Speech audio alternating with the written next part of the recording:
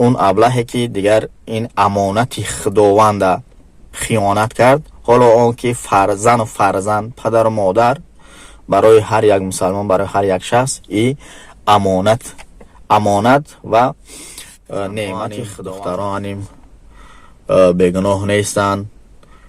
خب برای پیشبرد زندگی این ناموس و غیرت مردک را حفظ باید. سلام علیکم دوستان، برادران، خواهران، اپا، پدر و مادران، هر آن کسی که ما را میبینند. امیدوارم که همگی صحت و سلامت و خوشحال و سربلند باشین. چون امروز روزی بین المللی یا که عمومی جهانی آیله است، خواستم که یک دست سخن در همین باره فکر خدمت بیان کنم و میخوام که شما هم فکراتون بگین.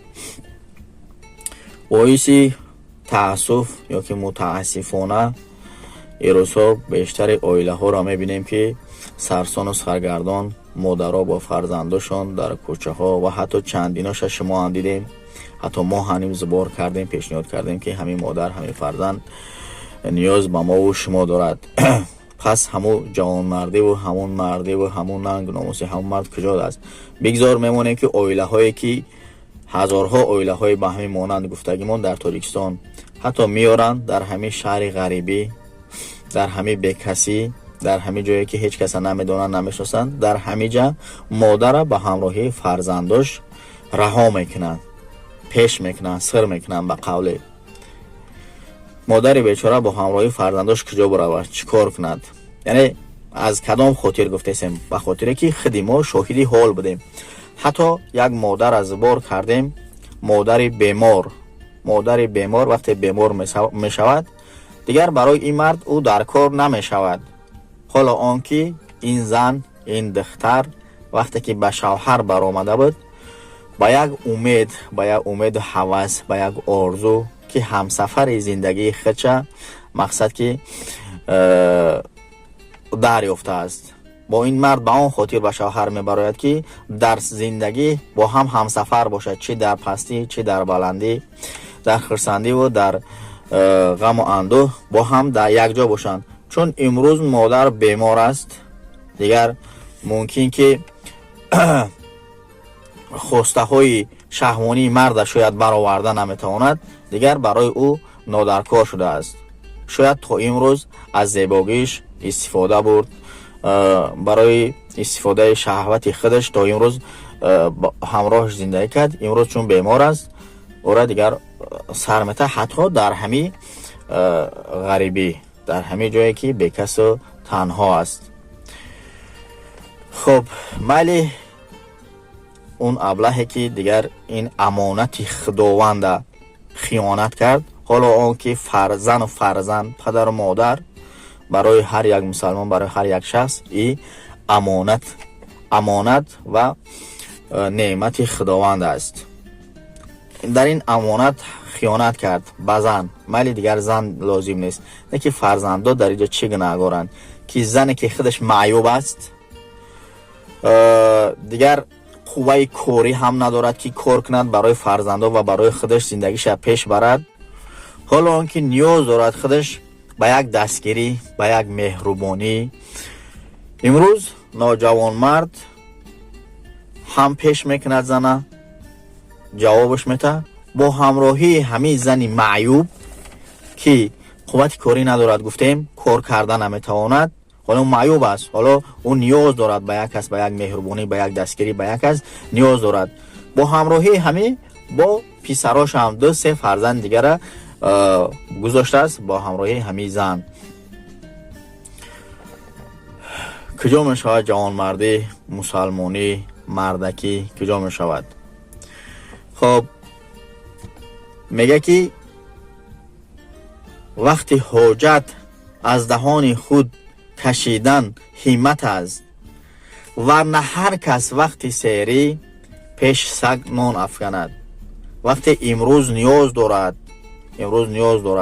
در همه روز نیازمندیش تا اگر کمک نکردی، جوان مرد نشدی، حالا آنکه با امید آن که هم در نکاح و هم در زگس که هر دو مقصد که پستی و بلندی ها را هر دو در یک جایی با عهده میگیرین، با گردن میگیرین. امروز نوجوان مردانه تو پیش میکنی زن معیوبه با همراهی فرزندش.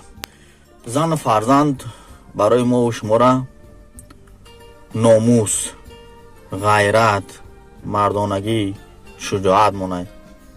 و این نوجوان مرد زن فرزنده، یعنی که ناموس غیرت در کوچه گذاشته است.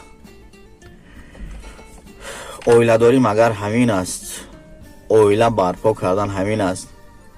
پدر و مادری که با صد آرزو و هوس دخترش برآورده به طوری نوجوان مرد داده است، با امیدی که در زندگی خوشبخت باشند، خوشحال باشند.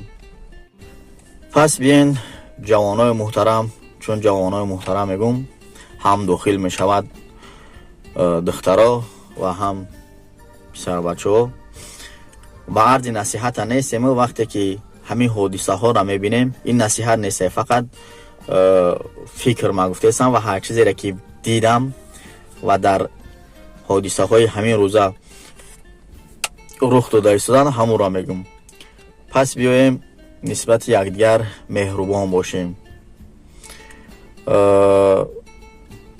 یعنی که دستگیری همدیگر باشیم، در زندگی همسفر باشیم برای یکدیگر. پس از این اویله که گفتیم دیگر چی مهربانی از اون پسرکو در آینده، یعنی که به نصیب میمانند از مهربانی پدر و مادر در آینده برای برپا کردن اویله سالم آنها. این یک ضربه مقصد که وزمین می شود.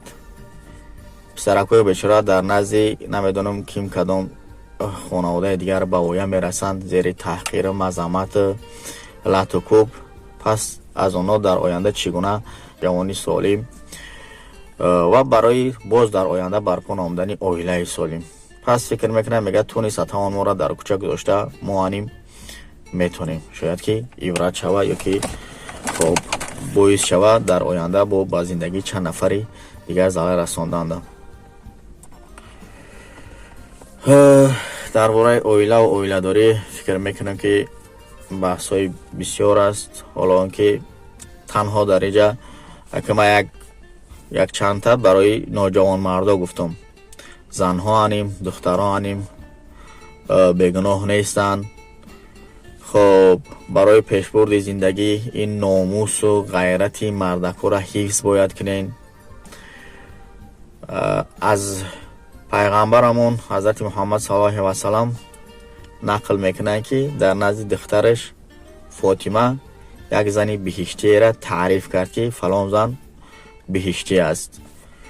خب فاطمه خواست که دختر حضرت پیغمبر محمد صلی الله علیه و سلام خواست که به دیدار بینی زن رود. می رود پشت در خانه زن، در زن رو میکوبد و پرسان می شود کی بودنش. میگه که من دختر مقصد که حضرت محمد هستم صلی الله علیه و سلام.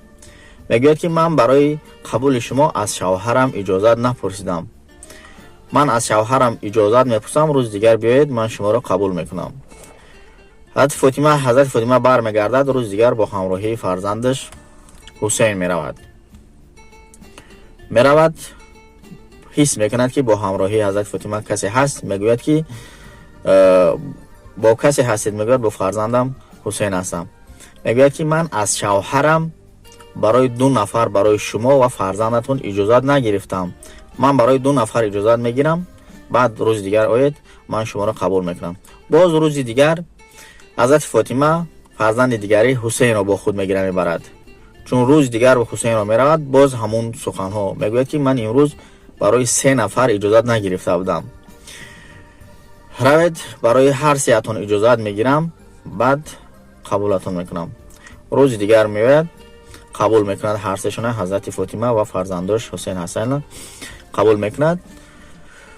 خب بعد حضرت فاطمه از تعریف و تحسین حضرت محمد میگوید که حضرت محمد مقصد همین گونه سخن را گفت که شما یک زنی جنتی این. همین گونه همین فعل همین رفتار و همین خدمت به شوهرتون ادامه دهین، چون شما زنی بهشتی هستین. و همین خاطر زن میگوید که من مردم رو خفه کردن و یا که در حالت ناگوار گذاشتن نمیخواهم. پس باید که هر یک زن توجیک، یعنی که همین خیل به شان شرف مردی خودش مقصد که